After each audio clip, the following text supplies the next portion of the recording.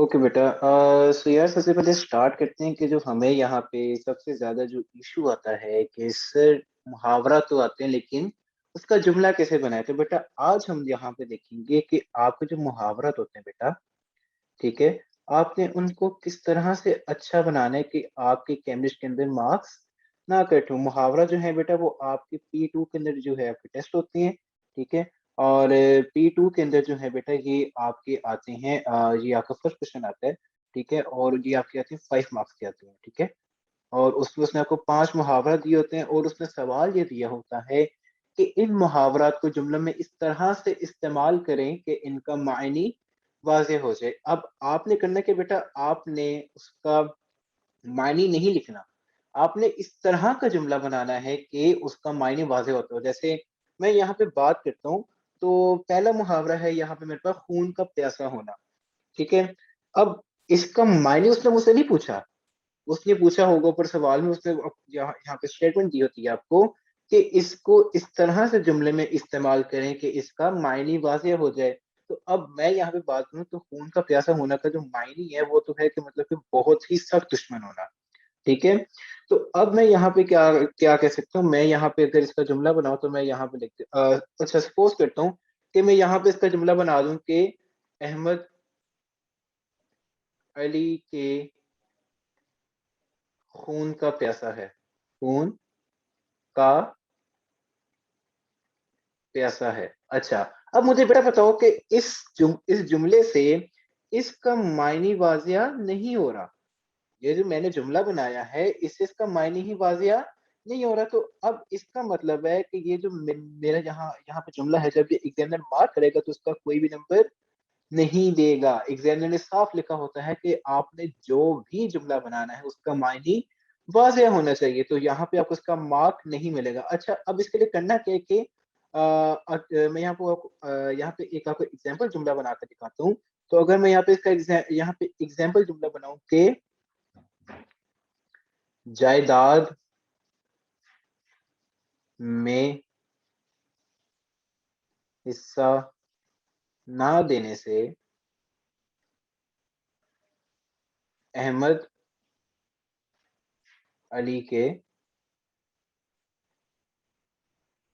अहमद अली के खून का प्यासा हो गया, खून का प्यासा हो गया। अच्छा, अब तो यहाँ पे जुमला आ रहा है बेटा। अब देखो, अब मैं अगर इसको रीड करूंगा तो मुझे ऐसे ही पता चल जाएगा कि देखो यहाँ पे फड्डे की बात हुई है, यहाँ पे किसी लड़ाई की बात हुई है, तो इसका मतलब है कि ये खून का प्यासा है। इसका मतलब कि खून का प्यासा का मायने आपको समझ आ रहा है यार कि ये किसी दुश्मनी की सेंस के अंदर होगा। तो इस तरह से जुमला बनाना है कि आपको मायने लिखने की जरूरत ना पड़े, लेकिन जो आप जुमला बना रहे हो उससे मुहावरे का मायने वाज़ेह हो जाए।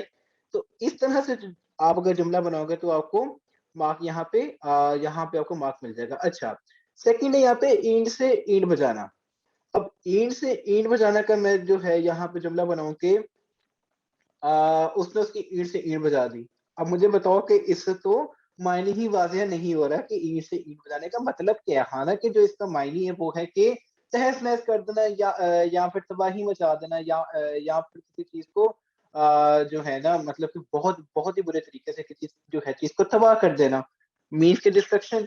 तो बेटा ईंट से ईंट बजाने का मैं यहाँ पे क्या करूंगा, तो ईंट से ईंट बजाने के ऊपर मैं अगर यहाँ पे जुमले के ऊपर आऊं तो अगर मैं यहाँ पे खाली लिख दूं कि नहीं जो है इसके बजाय कि उसने उसकी ईंट से ईंट बजा दी, उसने उसकी ईंट से ईंट बजा दी, ईंट से ईंट बजा दी। तो बेटा मुझे बताओ कि इससे तो मायने ही वाज़ेह नहीं हो रहा। अगर मायने वाज़ेह नहीं हो रहा तो यहाँ यहाँ पे मार्क्स आपको नहीं मिलेंगे। अगेन अब मुझे क्या करना है, मुझे इस तरह से जुमला बनाना है कि मायने वाज़ेह हो, ठीक है। तो अब मैं यहाँ पे कह सकता हूँ कि जंग में जंग में पाकिस्तान ने भारत की ईंट से ईंट बजा दी। ईंट, एक मिनट ये यहाँ पे, हाँ, ईंट से ईंट बजा दी। ईंट से ईंट बजा दी।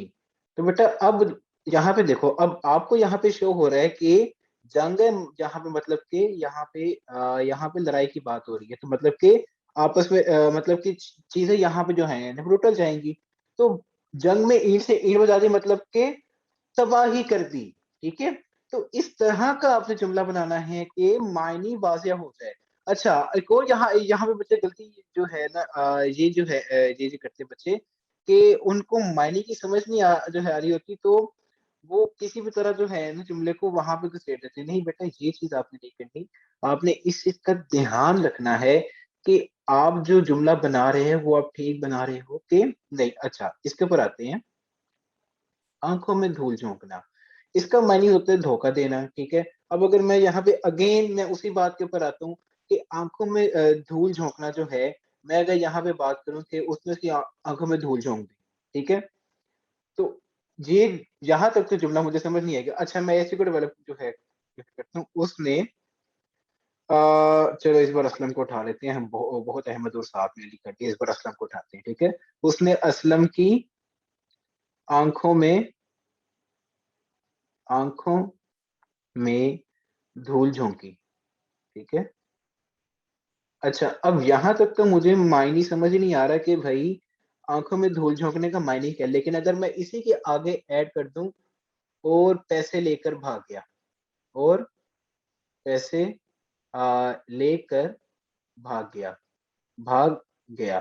अच्छा, अब यहाँ पे क्या हुआ बेटा, अब यहाँ पे मैंने इसको और डेवलप किया है, तो मुझे यहाँ पे पता चल गया कि पैसे लेके भाग गया मतलब कि यहाँ पे कोई फ्रेब हुआ है। यहाँ पे देखो, अच्छा यहाँ पे जो है एक टिप ले लो, या फिर एक जो है एक्स्ट्रा वर्ड ले लो कि जो है फ्रेब, धोखा, इनका मायने एक ही होता है। ठीक है, तो जब आप कहीं पे बैठ के पीवन कर रहे हो तो आपको वहां पे एक आइडिया हो जाएगा कि यार जो है फरेब और धोखा एक ही मायने होता है। ये आपकी जो आपके लोगत है, तो ये मैं उसके लिए आपको वर्ड बता दिया। चलो नेक्स्ट आते हैं बेटा। नेक्स्ट है दुम दबाकर भागना।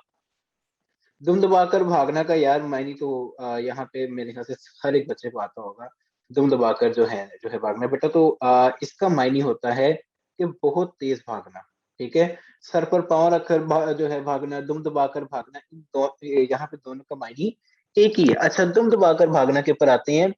तो अब देखो, वो दुम दबाकर भाग गया। अब मैं अगर सिर्फ इतना लिख दूं, वो दुम दबाकर भाग गया, तो बेटा इससे तो मुझे समझ नहीं आ रही कि भाई वो तेज भागा है, स्लो भागा है, कैसे भागा, मुझे समझ नहीं आ रही।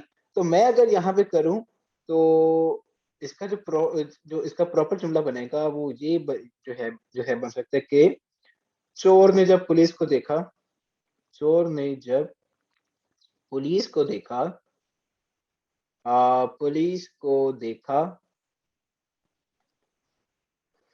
तो वो दुम दबाकर भाग गया। अब देखो, तो वो दुम दबाकर भाग गया। अच्छा, अब यहाँ पे देखो बेटा, अब यहाँ पे क्या कि अब आपको लाइन पर की समझ आ रही है कि दुम दबाकर भागने का मतलब क्या है। मैं उम्मीद करूँ कि आपको यहाँ तक चीज समझ आ रही होगी कि आपने किस तरह से जुमले को डेवलप करना है कि उसका मायने वाज़ेह हो जाए। याद रखना बेटा कि अगर आपका यहाँ पे जो आपका जुमला है वो मायने को डेवलप नहीं कर रहा, मतलब कि उससे मायने समझ नहीं आ रहा बेटा, तो आपके वहां पे मार्क्स कट हो जाएंगे। ठीक है, तो ये चीज का ध्यान रखना है आपने।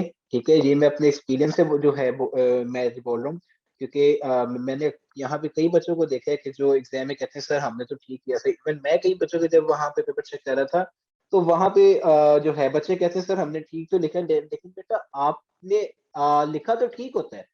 ठीक है, लेकिन उसका मानी वाज़ह नहीं हो रहा होता, तो जब तक मानी वाज़ह नहीं हो जो होगा आपको एग्जामिनर मार्क नहीं देगा। ठीक है, अच्छा लास्ट है कानों का कच्चा होना। अच्छा प्लीज, इसका मायने ये नहीं है कि जो है ना हर किसी से बात जो है कर देना, उसका मायने होता है, और वो आपका मुहावरा होता है पेट का हल्का होना। जो पेट का हल्का होता है वो जो है ना पेट में बात नहीं रख पाता है, और वो हर किसी से बात कर देता है। कानों का कच्चा होने का मायने होता है कि हर किसी की बात में यकीन कर लेना। ठीक है, अब मैं अगर चलो यहाँ पे दोबारा अहमद के ऊपर आते हैं कि अहमद तो कानों का कच्चा है। तो कानों का कच्चा है, कानों का कच्चा है। अच्छा, अब अगेन मायने ही यहाँ पे वाज़ह नहीं हो रहा, तो इसका कोई मुझे स्कोर नहीं मिलने वाला और यहाँ पे एग्जामिनर कोई मार्क्स नहीं मुझे देगा, ठीक है। अगर मैं यही यहाँ पे लिख दूं, अहमद तो कानों का कच्चा है, कानों का कच्चा है, आगे लिख दूं, उसकी बात पर यकीन न करना, बात पर यकीन ना करना। अब इससे मुझे पता चल रहा है कि अहमद कोई फॉल्स जो है इंफॉर्मेशन देने वाला है, मतलब कि अहमद को बात की प्रॉपर सेंस का नहीं पता होता, मीन्स कि वो हर किसी की बात पर यकीन कर लेता है, तो मैं अहमद की बात पर यकीन ना करूं जो है, ठीक है वो। या फिर मैं इसका ये भी जुमला बना जो है बना सकता हूँ कि अहमद तो कानों का कच्चा है, हर किसी की बात पर यकीन कर लेता है, ठीक है। तो ये जुमला भी आपका ठीक है। अगर आप ऐसे जुमला बनाओगे बेटा तो आपको मार्क्स यहाँ पे मिल जाएंगे। अच्छा, आखिरी टिप्स में से जो है उठाते जाओ कि आपने क्या चीज जुमले में नहीं करनी बेटा। तो टिप नंबर 1 जो आपके पास है, जो है बेटा, कि आपने कभी भी मजहबी और सियासी गुफ्तगू नहीं करनी बेटा, ठीक है। आपने कभी भी कोई भी मजहबी और सियासी बात नहीं करनी। जैसे प्लीज यहाँ पे जितने पीटीए के सपोर्टर्स हैं, जितने यहाँ पे नवाज शरीफ के सपोर्टर्स हैं, जितने यहाँ पे जो भी तंजीमें हैं, जो भी जो है यहाँ पे एमक्यूएम है, साथ में टीपीटी है, तो बेटा आप जिसके भी जो है सपोर्टर हो ना, प्लीज यहाँ पे ये ना लिखना कि जो है नवाज शरीफ जो है वो इमरान खान के खुद वो मुझे खून का प्यासा है, या फिर इमरान खान नवाज शरीफ के खून का प्यासा है। प्लीज ये ब्लंडर ना करना एग्जाम के अंदर, मार्क्स नहीं मिलेंगे, क्योंकि कोई भी मजहबी और सियासी बात करोगे तो कोई भी नंबर नहीं मिलना। और आपने ये कोई मतलब कि मजहब की तरफ भी नहीं जो है आपने जाना कि आप किसी भी जो है ना दीन को वहां पे लेके, आपने जुमला बिल्कुल ही सिंपल और सादा बनाना है। सादा और सिंपल जुमला बनाना है कि जिससे आपका मायनी वाज़ेह हो, बीच में सियासत को लेके आने की, दीन को लेके आने की कोई जरूरत आपको नहीं है। अब देखो यहाँ पे जो चोर वाला है ना, यहाँ पे दीन हट हो रहा है ना, यहाँ पे सियासत हट हो रही है। यहाँ पे भी ना दीन ना सियासत। तो आपने दीनी और मजहबी जो भी है आपकी सियासी है, वो वाले अपने जुमलों से इज्तनाब करना है कि आप वो वाले जुमले इस्तेमाल ना करें। तो ये जो है बेटा, अगर आप इस चीज को मास्टर कर लेते हैं तो बाय गॉड आपको ये मार्क्स गेन करने से कोई भी नहीं रोक सकता। ये जो आपके 5 मार्क्स है ना बेटा, ये आपके 100% आएंगे अगर आप इन टिप्स को फॉलो करते हो, ठीक है। और बेटा मेरा बस मेन एक जो एम है वो यही है कि जैसे मैंने उर्दू में ए स्टार लिया ना बेटा, हर बच्चा ए स्टार ले, ठीक है। जिस तरह मैंने जो है यहाँ पे जो है ना उर्दू में, और जो मेरे बाकी बैच थे जैसे उन्होंने एज और ए स्टार लिए, मैं चाहता हूँ कि जो ये चीज है ना, जो ये टिप्स हैं जो कि एक आम बच्चे तक पहुंच नहीं पाती, तो बेटा हमारा मेन एम ये कि हम ये चीज जो है हर एक बच्चे तक जो है पहुंचाएं कि जिसके पास मतलब कि कोई इतनी रिसोर्सेज नहीं है, या फिर जो ऐसे ही घर पे बैठे हुए, या फिर एग्जाम से एक रात पहले, एक दिन पहले बच्चे जो है टेंस होते हैं कि सर नहीं आ रही समझ सर, क्या करें। तो बेटा आपने परेशान नहीं होना, हम यहाँ पे हैं आपके साथ, और आपकी कोई भी क्वेरीज हो तो please let me know. Okay बेटा, अल्लाह हाफिज।